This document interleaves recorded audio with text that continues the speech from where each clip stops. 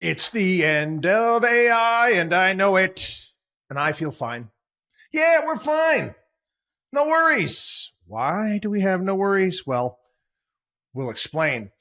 Anyway, first and foremost, let's go through what has been happening, because this has been lingering out there for some time.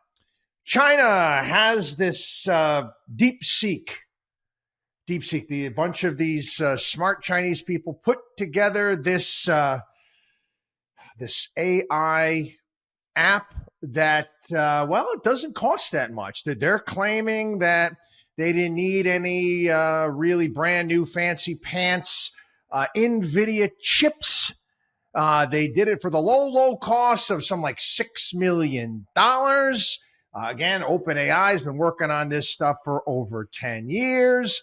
All sorts of stuff. Mark Anderson, who's Anderson and Horowitz, he's big venture capital guys, Trump's right-hand man when it comes to AI, says that this is China's Sputnik moment. The collective freak out everywhere. Chip stocks dropping like crazy. Now, why do you think that is? Okay. Again, most people don't realize the amount of spend that's actually involved with this AI. It's massive. And that's why Nvidia has been to the moon for a very long period of time. Now, if everything that they're saying is true, most certainly would change the dynamic. No doubt about it at all. Why is this a good thing? Well, first and foremost, this is the natural ebb and flow of technology. Remember what it used to cost for storage, what it used to cost for chips, what it used to cost for televisions, PCs, whatever it may be. Technology and productivity drive these costs down. Now, collectively, you've seen the NASDAQ sell off across the board. Everything seems to be going down. Oh, how is this going to affect the Mag 7? Well, if you are a company that's needs these Nvidia chips, or used to need these Nvidia chips, this is actually a good thing for you. Your costs of developing AI platforms for whatever, Amazon, Grok for, Tesla and X and all these other companies, your costs have come way down. You're not going to have to spend as much money. The dynamic has changed. If everything plays out the way it plays out, we don't know. Elon Musk and Alexander Wang suggested that this DeepSeek has about 50,000 NVIDIA Hopper GPUs, not the 10,000 A100s they claim. And again, China's able to get, they don't get export controls, but they're able to get these things from a myriad of different ways. I'm sure. I'm sure they can get them through Taiwan or some other places in some way, shape, manner, or form. With that being said, put all of this aside. Am I getting quite a few worried emails from people that listen to this podcast and this program, whining. I'm reminded like Johnny Fontaine in Godfather 1. I don't know what to do, Godfather. I don't know what to do. And again, I want to smack him upside the head. You could open up an account here, maybe, and you wouldn't have this problem. Yeah. To everybody out there that thought that, chips were just going to go up forever in 10 days and never decided to take a profit and were nothing but long, massive amounts of semiconductors without trimming positions and doing what we've been telling you to do here on this program. I don't know what to tell you, man. But we've been explaining this for a very long time here on this show. Don't do stupid stuff with your portfolio. Oh, well, Nvidia, you see how well it's been done? Yeah, it's done great. Many companies throughout the ages have done great until they no longer do great. This is just the nature of the industry. Blue chips, and you'd say Nvidia is pretty much a tech blue chip. Blue chips can die. Now, I don't think Nvidia is going to die. I don't think Nvidia is going anywhere. But the dynamic most certainly can change.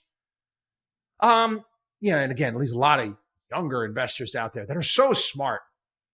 They know so much more than we do over here. Yes. Again, I went through the dot-com collapse. I'm not even talking about the dot-com collapse, companies that weren't making any money. But many of the companies that were involved in building out infrastructure, telecom, late 1990s, early 2000s, take a look at a Cisco chart.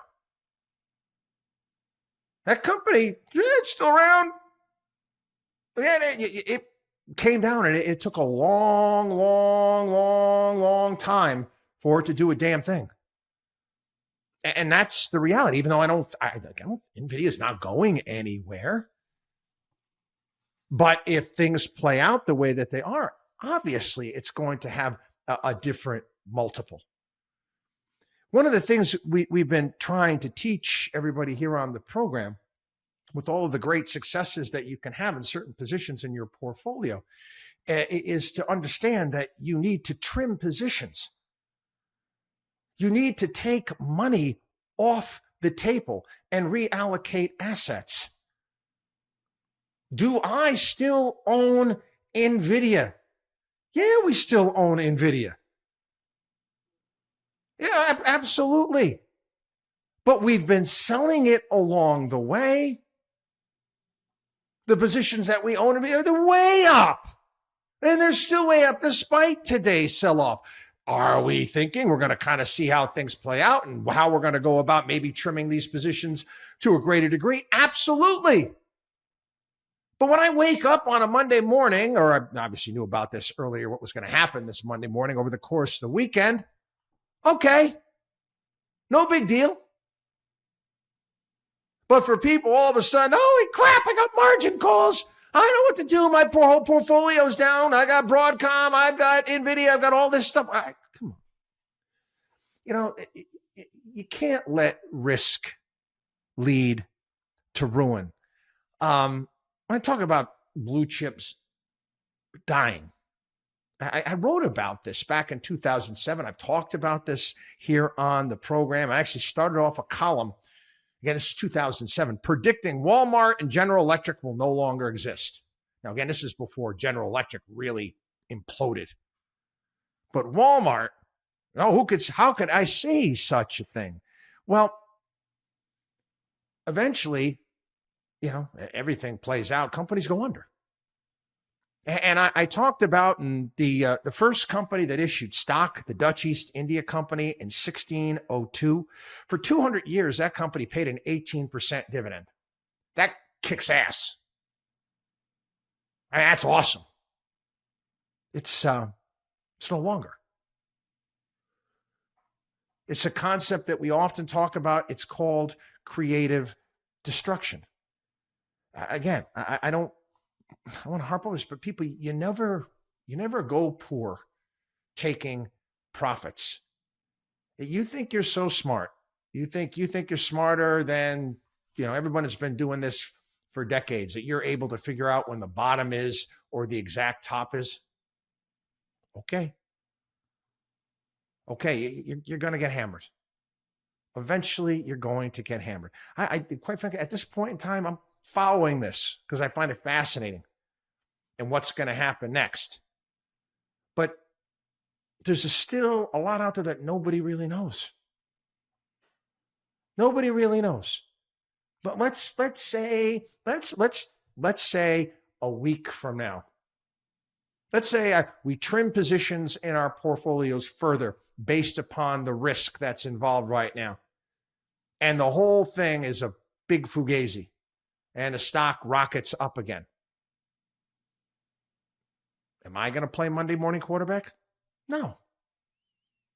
Again, it was the way risk, way reward, move on. Still made a fortune. What difference does it make? One funny note before we go. This is an actual Jim Cramer tweet from last week. Nvidia stock, which has been roughly flat since June of last year, could be breaking out if there's so much enthusiasm, what we know would happen in the data center world, plus what we talked about last night on Mad Money. Again, it's amazing. The guys, it's unbelievable. He's like George from Seinfeld. He should just say the exact opposite of what he's thinking. Anyway, WatchDog on wallstreet.com.